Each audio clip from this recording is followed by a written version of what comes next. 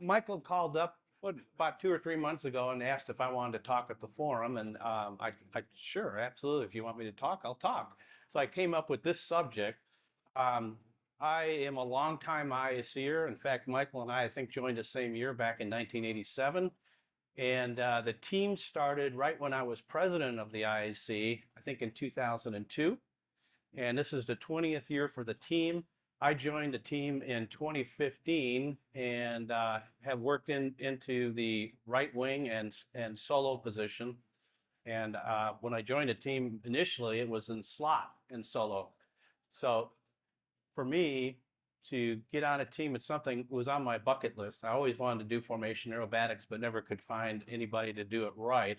And then they offered a position on the team early on, but they had yaks, and I had a Sukhoi, so you kind of know where that ended up. And we in 2017, the yaks were getting very undependable, and we decided to switch the team over to extras. And the extra has been a quantum leap up in performance and durability, and just the airplanes are very dependable. Where the yak and the Sukhoi was difficult to keep them running. Lots of time in the shop. You almost had to work on it 10 hours to every 1 hour of flying. So let me just walk you through this little presentation. What I'm going to do is kind of take you on a journey with me, what it was like for me to work on this team. I'm not instructing formation aerobatics with anybody. I want to put that disclaimer out right away. I'm just going to share an experience that I've had for the last 6 years. So this shot here is just a little clip from Sun and Fun.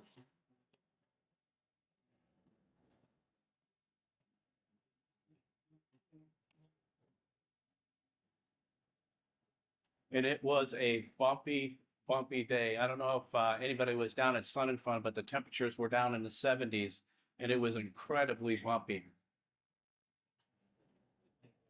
So let me introduce you to the team. We have on the left there, that's our lead pilot. That's Harvey Meek. Harvey's right here. Raise your hand, Harvey. Harvey is an American Airlines pilot and has been doing this, like I said, this is the 20th year.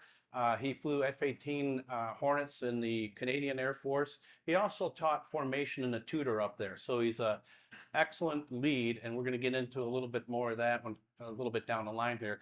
Next to him is Paul Hornick, and he's the left wing, and he has been with the team since the start. So he's a very mature formation pilot. He flew for DHL, and right now he's flying corporate out of the Chicago area. And of course, yours truly. I just retired from United this month, and after 43 years with United, was a wonderful, wonderful career. Of course, aerobatics has been a prominent part of my life all the way through, mostly in competitive aerobatics all through the 90s and into early 2000. And I had an eye issue, which kind of curtailed serious flying for that for a while. So, but now we're doing it back again a little bit, at least on the formation side, which is a lot of fun. So today, what I'd like to do is just have a discussion on spontaneous and unscripted formation flying, which we've all done. It's just fine. It's just something, there's a few things that I look at it differently now than I did prior to being on the team.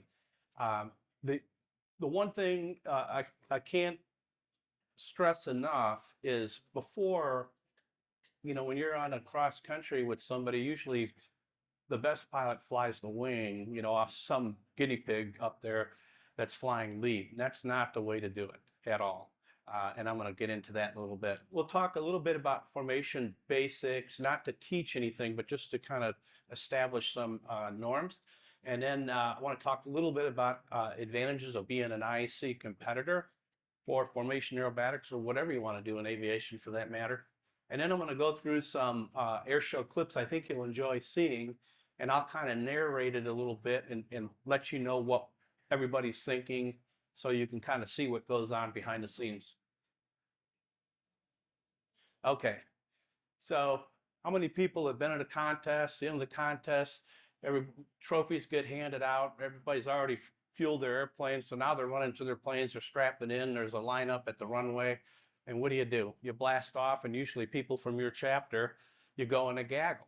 Okay, so that's fine if you know everybody, but there's no, you know, you may have talked about it on the ground. You may not, of course, as an FAR about that. I think that FAR is kind of a little loose because all you really have to do is agree that you're going to fly close to another airplane. That's basically it. But there's things must be compensated. There's not a strong leader there.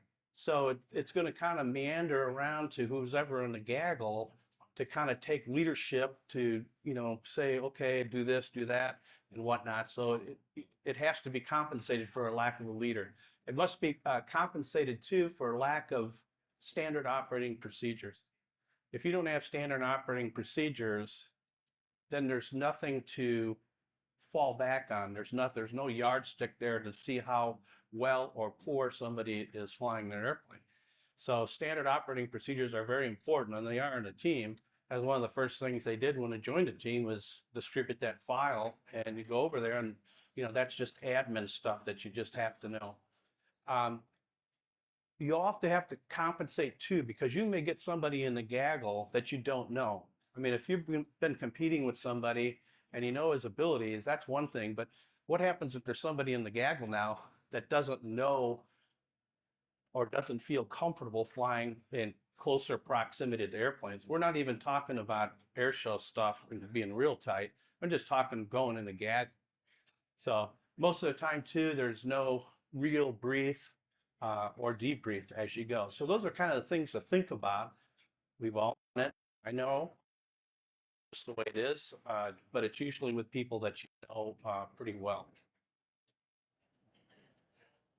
All right, the IAC. I think there's no doubt the IAC has a culture of learning things correctly. You are you intimately understand how to do aerobatic figures. That's a plus. You are you follow the rules, at least most of the time. Follow the rules. And there's a well-defined standard of operation that people are looking at.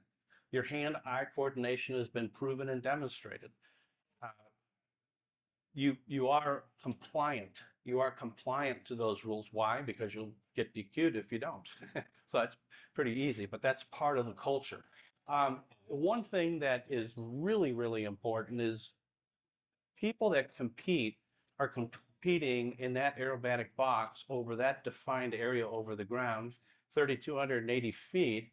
You have exceptional orientation of where you're over the ground at, and also what altitude you are. You're constantly hitting your energy requirements as you go through your sequence. So that's all part of your nature. That's all part of your training, which is very, very good. I think that's excellent attributes to have for any kind of flying, really, but formation flying too. Your type A personality forces you to be competitive in the sense of wanting to get better. I mean, you guys will burn gas, put gas through that carburetor to get better, to be on top. So that's all very positive things.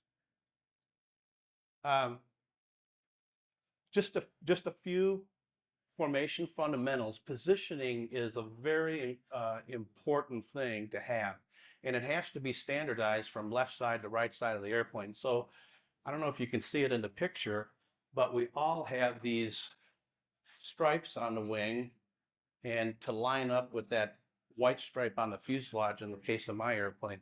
And that gets you in a very consistent, normal position.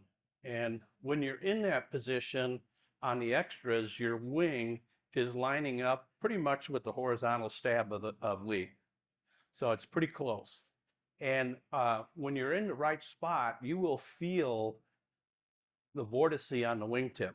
You will feel that vortice trying to roll you out. And it's almost like, you know, when you first start, you're all eyes and you're not seeing too much on your peripheral. But as you have more and more time, like these guys do, and I'm getting it as time goes on, But these cues that come your way are so invaluable. Like when you start to feel that vortice gets stronger and you feel it because it wants to roll you out harder, that means lead's starting to pull and you instinctively, okay, I need to start pulling too. You know, it's just, you don't even think about it. It's just kind of another cue that you can have that it's time to pull. The bearing line, especially on rejoins, is an important thing to be able to visualize. That bearing line is your road to home, road to go back and get into position in the formation. So it's important to be able to look at whoever you're going to join up on and see that bearing line. And then the techniques on how to walk up that line. I think in the Air Force, I think they keep your power still and you just walk it up just by slight changes in and out. If you start getting ahead of lead a little bit too much, it's counterintuitive. You actually turn into them a little bit to get back on the line. And then if you're trying to catch up to them, you actually turn further out, get on the line, and then you can walk yourself up the line. Now, of course, in airshow flying, we don't have time for that to take a while. It's got to happen like right now. And because you're trying to keep the show concentrated in. And the worst thing about formation flying at an air show is that there's too much dead time in the turnarounds. And that's why we went to a solo to kind of keep things occupied while the turnaround's being done. And then there'll be a rejoin with that. Also, there's a poly rejoins three times, and I rejoined 2 times. It is the best. Coming on a slot, it was the best and most fun position on the team because it's relatively, it's a little bit easier than the wing, and you see everything. So on VIP rides and whatnot, they always put the most important person to be able to see the whole flight. It's really, really cool. And we talked about closeness. Oh, one more comment on closeness. You talk about a maturity level of these guys, and you know, when you come on the team and they have to get trust in you, you have to get trust in them in order to get closer. But they never once, never said, Gerry, you need to get in a little closer. That happens on its own, especially with type A personality. That'll happen on its own in your own time. And it doesn't take a huge amount of time, but it depends on how good of a day everybody's having. And we all have our bad days, and every once in a while, lead will do something a little counter than what it was before. And, you know, so you'll get startled because we're in close. Okay. From experience, you know, I asked myself, I know we'd fly formation back in the day, coming back from contest, and somebody would be lead, and you know, and then you fly with a very veteran leader who not only did it in the Air Force, but has done it for the last 20 years for the Aerostars. You see how a person is supposed to act being lead. And it is kind of like mother. I mean, he keeps you safe, basically safe, because you're concentrating on flying on the wing so much, you can't be everywhere, and he keeps you apprised of what's going on. And I'll give you another example later, some of the call outs of the team. But he establishes the organization of the flight and the contracts that you're going to have, because there are some moments that you momentarily disappear, and you have to have contracts between each other because this is serious business. You can get killed in a heartbeat. So there has to be some hard, fast contracts to follow. Harvey is very good for anticipating threats. I'll give you an example. When I first got out on a team, one thing he mentioned, he said, we take off and we're going to do a join up immediately after takeoff. So lead takes off, goes out a little ways. Number 2 comes and he starts cutting the corner. Number 3 comes and he starts cutting the corner. And you start looking at that gaggle and you start cutting the corner and you're staying low, but your attention is up here and not on the ground. And more than once, he has cautioned prior to the flight, be very careful about joining up after takeoff like that, because your attention is not on what's out in front of you. There may be a tower or a windmill or a hill, you don't know, highline wires or whatever, but you have to be careful with your attention on your target. And Lead is very good at that. And there's been a number of times at air shows where he's watching, he can watch everything happening, and he'll call out, don't get too low there, Chair, or that's comforting. It's very, very comforting. So he provides the overall protection of the team. And he has tremendous situational awareness. Why? Because he has the experience of doing it. He knows how people are going to make mistakes. And like, for instance, like setting up for a break, if somebody's not in position and not in position fast enough, he'll compensate for that and get people in their right spots. After a while, it gets so routine, it's not an issue. But getting on the team at first, people make mistakes. I did too. So that has to be compensated for. The teamwork aspect of it is also extremely important. And one thing I'll bring up about this is that sometimes you're under a lot of stress. The air show producers are trying to move things along, or putting you in, trying to get you going faster, and there's a sense of rushing that shouldn't be there.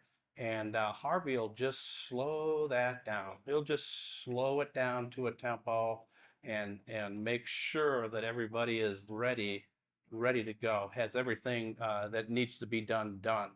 And also taxiing out, you know how it is at an air show, there's garbage and stuff laying all over the place, and people walking, golf carts, motorcycles, all that stuff gets brought up to people's attention, so you're aware.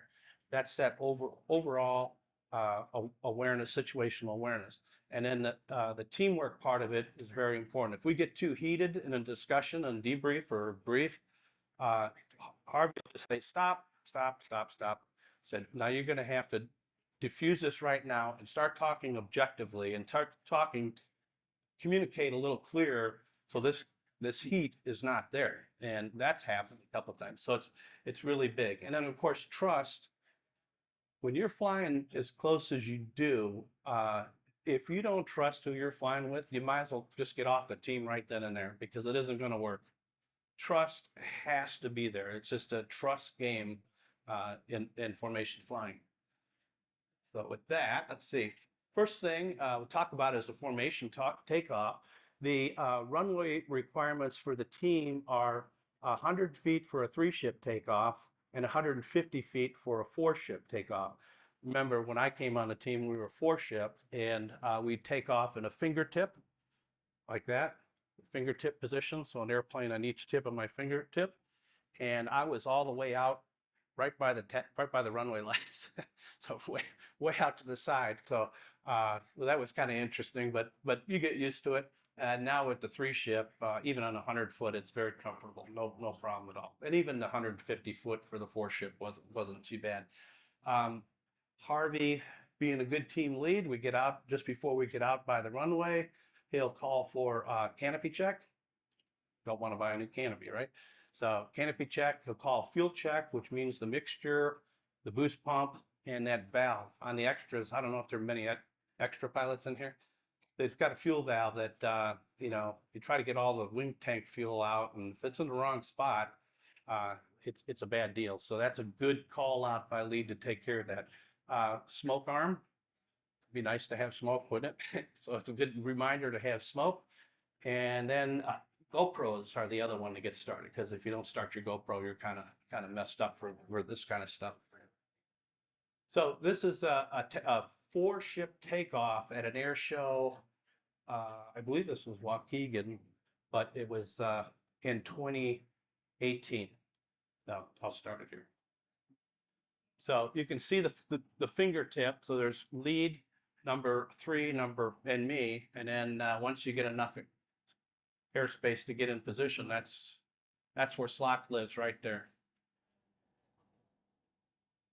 And it's a very cool feeling to slide in like that. And you think, well, what do you do if an engine quits? It says, well, lead's going to stay where he is.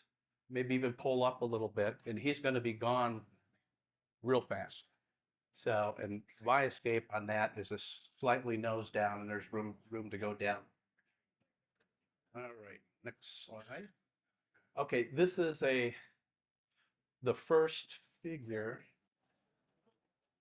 We have our opening figure is a starburst. When they had the yaks, they used to use a bomb burst because they didn't have the poop to do the starburst. So we do a 4 and a 3 ship little variation of the same thing. So the first video I'm going to show you is the 4 ship, and this was kind of interesting because the 2 wingmen are going to split out and create what looks like the rest of the loop. Lead would go perpendicular to the show line away from them, and I would come up from behind from slot and go straight up through them and do a hammerhead and come back down to set up for my first solo figure while they're rejoining. And so it's kind of interesting. So I'll play this and you can see it.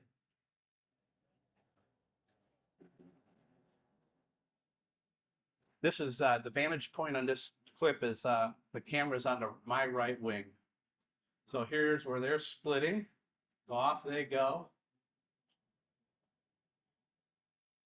And then we're going to do a hammer. You'll be able to see them coming through on the bottom of their the opening figure. You see them at the bottom there.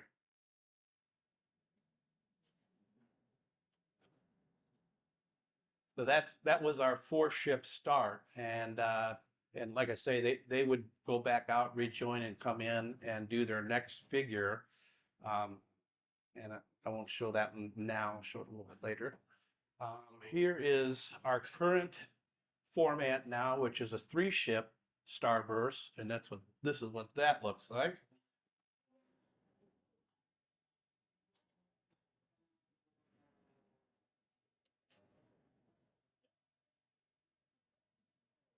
So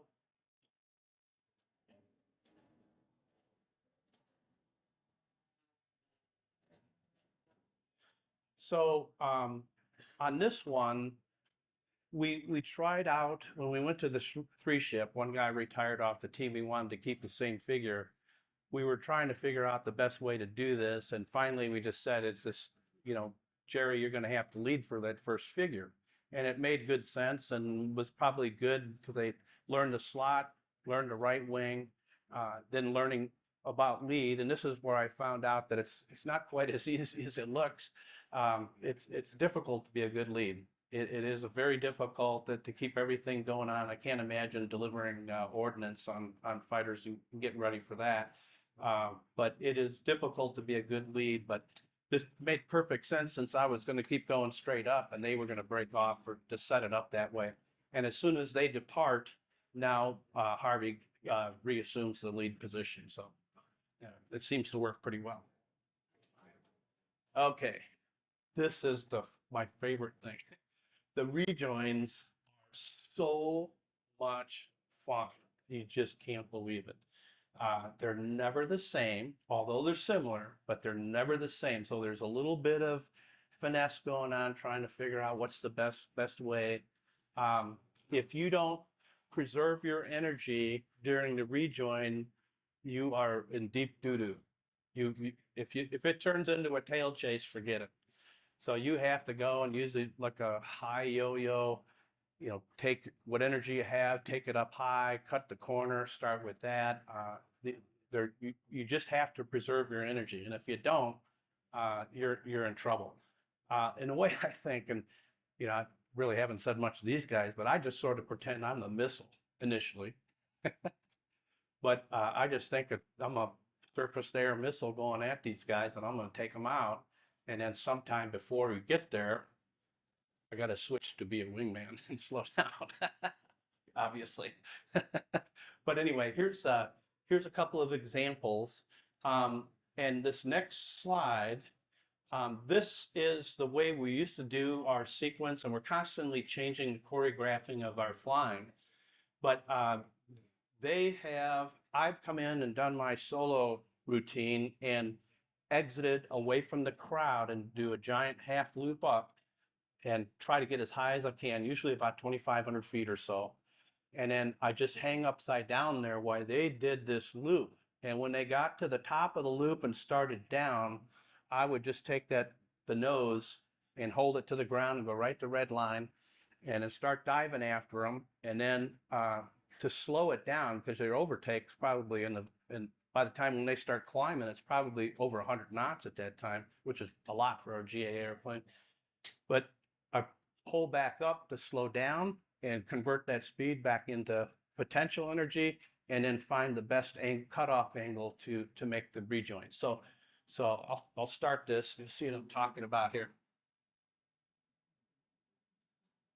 So I'm hanging upside down right now up there, and now I start the nose down and start accelerating right to the red line as fast as I can get the thing to go.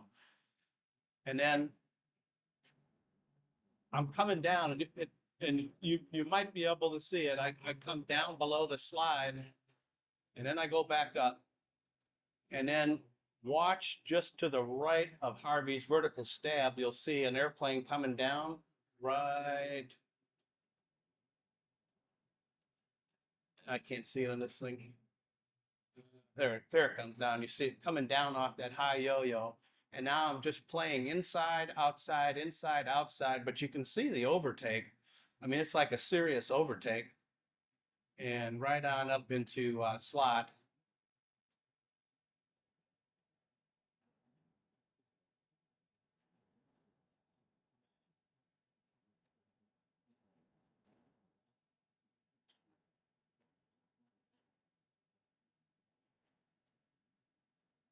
And then we go up and do some more figures, do a formation diamond loop and diamond barrel roll. Okay, now I got another one. This is a little bit different variation, but it's the same thing. But it's another uh, picture demonstrating what I'm trying to say to y'all. And if you notice my airspeed indicator, just watch where that goes in the dive. I got the nose pointed down. They're finishing out on the bottom of the loop.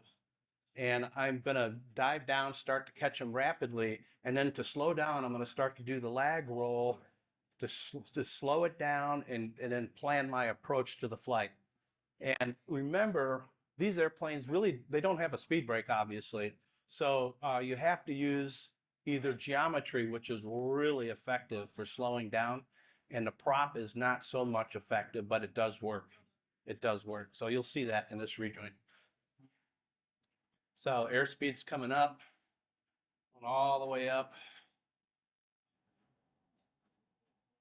Now take all that energy and convert it back into potential. There's the guys, and now come on in here for the final approach to the flight.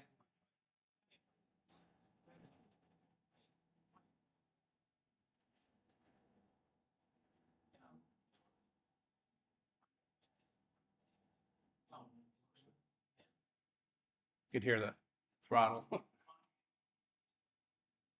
But really cool, really fun to do, really fun. All right, this one, okay, this is a little bit different. Now that I'm flying right wing, you'd pretty much do the same thing on the rejoins or try to get that situation where you're familiar with, but they're never the same. But this one is coming in and sliding under them into the right wing, and you'll see that in this little clip here. So I've come up and over to the right wing position.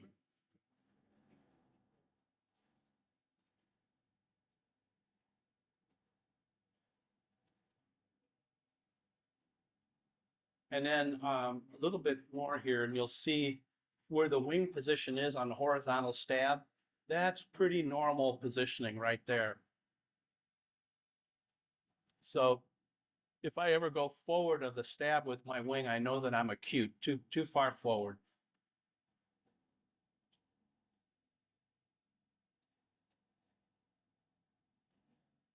And it's always bumpy. It's never smooth, but it's just the way it is.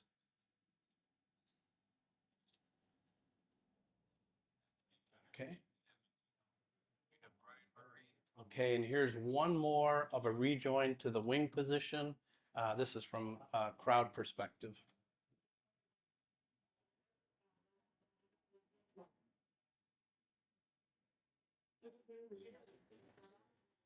Such a blast, too. I mean, it is really fun to do that.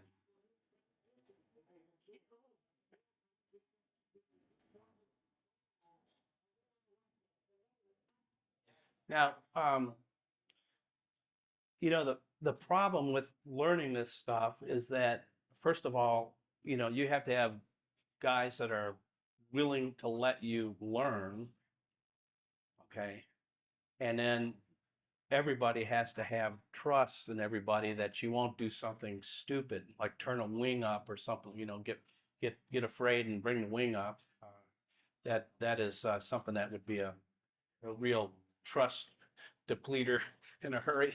But if they see things and then down in the debrief, you express your, you express where you made your big mistakes. And I'll be honest, I had one of my first rejoins that almost went astray down in St. Louis on a Saturday air show.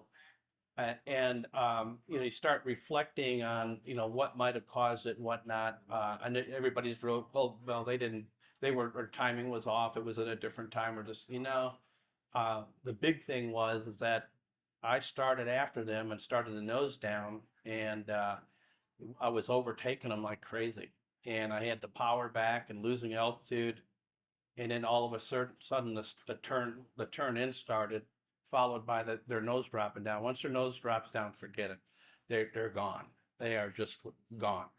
And so that was a learning point for me, is that never give up your energy. And in the debrief, we discussed it, and it would have been better, instead of passing them, but pull up hard and take it up high, and then work it in again on a second try at an approach where you have some excess energy to make a quick uh, catch up to them.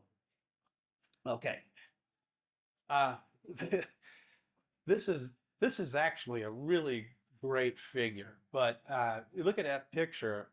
You talk about trust. I mean, everybody's in a very high acceleration mode right there. So if things aren't right and that starts happening and you collide, it's over. That's all there is to it. So the trust factor in this is really, really important. What we're trying to do with the breakaway cross is create an illusion. So we come in with a loop with a quarter clover going away from the crowd. And then as we go away from the crowd, where their depth perception is not as great, Paulie will pull power on his airplane to allow for a clearance for the turn and mislead. And from my perspective, I'm on lead's right wing as close as I can get, so Paulie doesn't have to get back so far. And as when they call for the break, my pitch is up and Harvey is left, and Paul turns before he hits Harvey to the right. Then they come back around show line center and make the cross as close as possible. And they do a real good job at that. And they try to, the one that is further away from the crowd will actually adjust the altitude. So as the airplane goes through, you're right on top of them. So it looks like it's close, unbelievably close. So let me just go to the next slide. This one here is the loop and the quarter clover. I'll start that.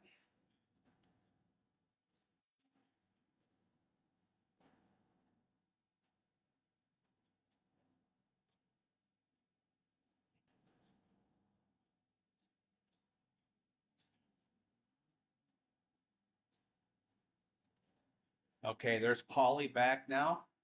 There's a split. And from the crowd, that looks really amazing.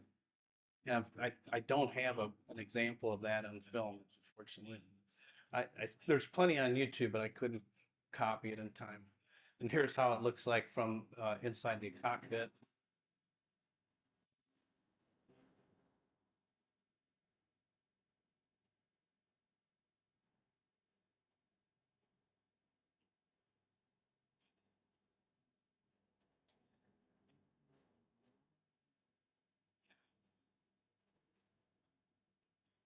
Okay, there's Paulie dropping back. There's the split. In a minute here, you'll see Harvey. There he goes on the other side. And then they go back and pass, show center. I'm going around to set up for a tumble, and the show keeps going. It just keeps on going. The last thing I have to show you, this one was kind of my nemesis. This was a hard one to learn. It's very difficult. The line abreast loop where you're flying. Harvey calls for line abreast go. Paul and I both spread out a little bit, and then we go line up wingtip to wingtip. And the problem with that is you lose your triangulation that you had, and it's really difficult to judge depth back and forth. So you have to find other places, and Paulie was good at helping me triangulate, finding places on the airplane to triangulate so you can see that movement. Because until you feel, get to be comfortable with that airplane coming in and out at you, you're not going to get very close, and you need to be. You need to be close for it to work out right. So on this pole, for some reason, I don't know what the cause was, but there was a definite movement of what seemed like lead coming at me a little bit, and I flinched, and you'll see it in the film. But then at the top of the loop, Harvey will call Vic go, where we go back into the V formation. And that was one of the harder things too that I had to get, because you're inclined to pull power to do that and drop down and make the radius bigger, and that slows you down. But when you do that, you're gone. You get sucked immediately. Suck means you fall behind. And so what works really well is just a little foot on the rudder is enough drag to slow the airplane down, and it also lets the airplane start yawing into position. So it accomplishes both things at once, and you'll see that on the film. And it kind of underscores too, from an IAC perspective, you know how it is when you start flying the compulsory sequence first time of the year, you think, how am I going to get through this? And by the end of the year, it seems like you're in a different airplane, because you've learned to fly it so cleanly that now that airplane has all kinds of energy to do whatever you want. So this is the line abreast to Vic loop.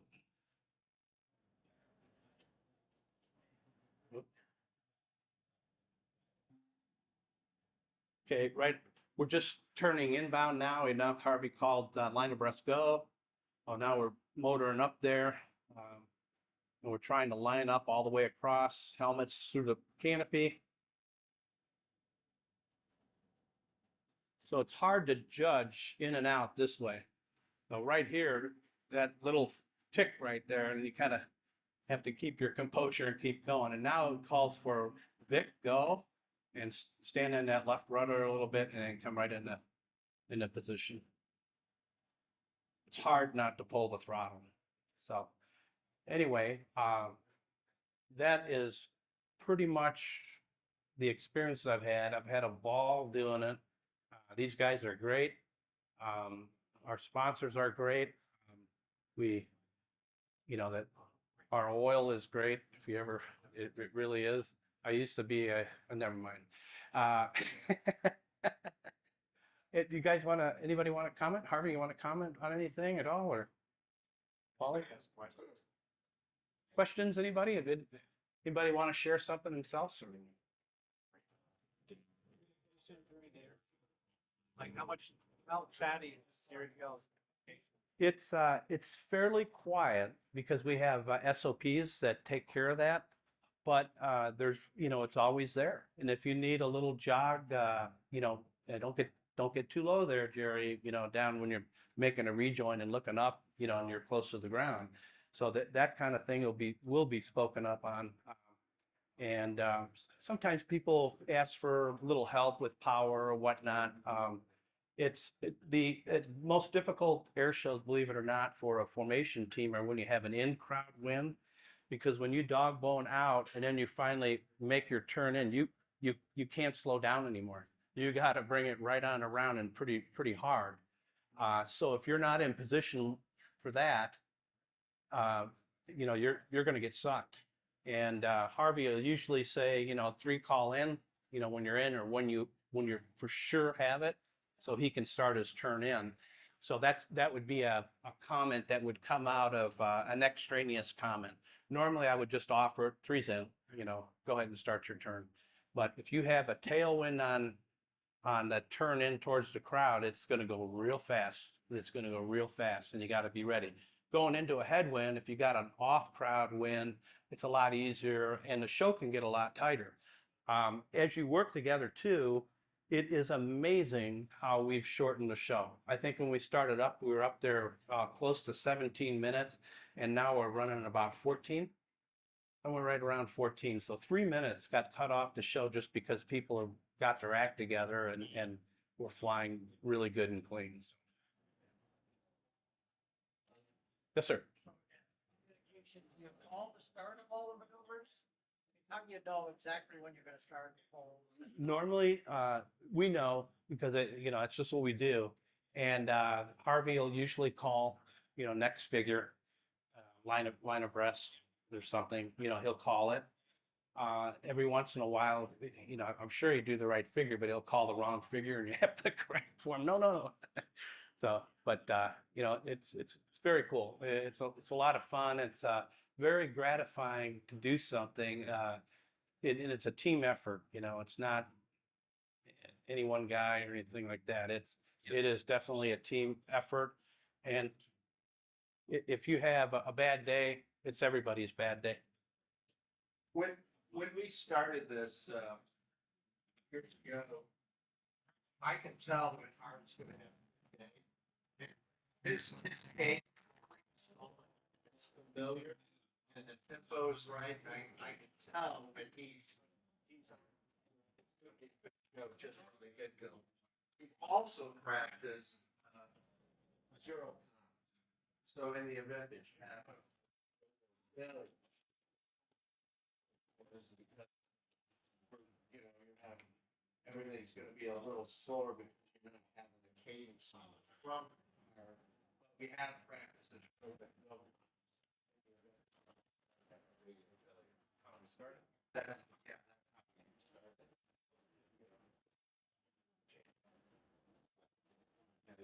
The show and see. Cool. Cool. Any extra flyers out there? Yeah, great airplane for this. It is a great airplane. Yes, sir. Be certified individually or as a team? No, we just do in-house team, and then you get your SAC card for formation. Was that your question? Yeah. The FAST program's great, no problem. People can do that, but it's not necessary because if you get evaluated for low level, you got it covered. Yes, sir. Hey, Jonathan. How many different shows do you have? Weather, terrain? We do have a low show, but it isn't much different. It just restricts how high the solo figures can go. And our absolute minimum for the team is 1,500 feet. You can't do it any less than 1,500 feet. When you're doing your loops and whatnot, it's just you can't. There's not enough room, and you don't want to pull too hard because that's usually what happens when you got a really restricted ceiling. That everything's tightened up a little bit, and that's not the best thing either. And a little bit lower too, to get as much space as you can in between the ceiling and the ground.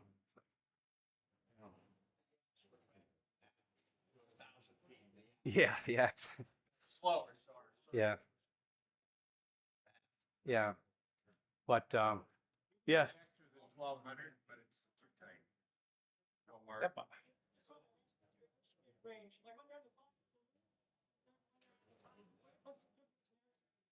That's actually a very good question. As far as G's and everything and the team, No, I don't look. it's when you transition to negative in a formation, it's not good. It's not good. These guys were working on some negative G figures, but it's difficult because the things changed. The rules change, and so Harvey's very good at keeping the positive G on. So if you're low on energy, say, he's not going to get a very good score from a judge from an IAC perspective, because he'll tighten it up on top to keep that positive G on. Yeah, I do look at the entry. Speed and the G's consistent. I know I'm gonna have speed. I'll go to the top. It's usually target. What is that speed? Usually about 200 at the bottom, 200 knots or so. Yeah, it varies. Because an air show is dynamic, with the winds and stuff, 200 miles is about the minimum. Like 220 is ideal. And if it's 200, we're going in at the minimum threshold. And the G's going to come on right away. We're going to maintain it throughout 3/4 of the initial pull. When you have more airspeed, you can be a little more lax. And rarely, I think you might have a question, rarely we exceed 5 Gs on a pole, formation pole. The initial pole, I'm getting up there to 5, but it's a gradual pole that is increasing with G to the vertical. So a plane to plane pole. So. Well, thank you very much, folks. That was great. It's wonderful, fun thing to do if you can find the right guys to do it. Just make sure that you talk things out. There's a lot of things to know, and it's not what you know, it's what you don't know that you don't know that can get you in trouble. So find somebody on the IAC. I think Bill Stein is probably one of the best in the IAC for formation aerobatics. He's a great guy to discuss this stuff over.